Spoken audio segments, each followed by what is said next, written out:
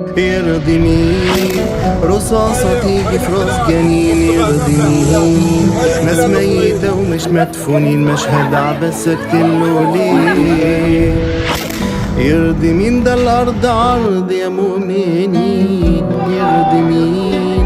ما يتشهدش في الاحتضار. يرضي مين؟ ما يتفتحش باب لنار. أمال يا ناس فين القصاص؟ يرضي مين؟ ده بجد ألف منه طاق. فتحتوا باب ومش هتعرفوا تقفلوه، خدنا القرار كلمتنا ما بنرجعش فيها صوت الرصاص. هو اللي بس هتسمعه ولعتوا نار هتقضوا عمركوا تطفوا فيها. فتحتوا باب ومش هتعرفوا تقفلوه، خدنا القرار كلمتنا ما بنرجعش فيها صوت الرصاص. هو اللي بس هتسمعه ولعتوا نار هتقضوا عمركوا تطفوا فيها. يرضي مين؟ تبقى الدموع هي الوداع. يرضي مين؟ بنتذبح ومفيش دفاع، دفنين في الرملة راسنا ليه؟ مستنيين إلى ما نعمل اجتماع. يرضي مين؟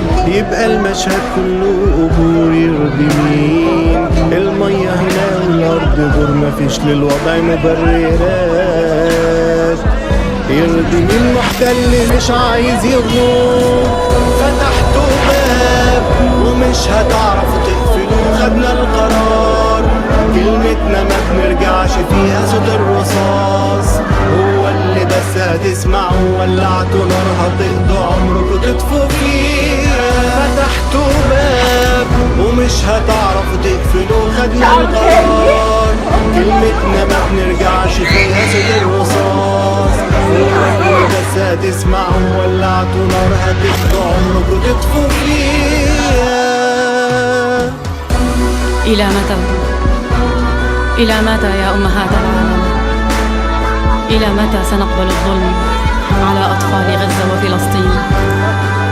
ماذا تشعرون وأنتم تنظرون في أعين أطفالكم؟ انصروهم، أوصلوا أصواتهم، ساعدوهم، فكوا الحصار عنهم. يا أمهات العالم، أنتم الأصوات، فتكلموا.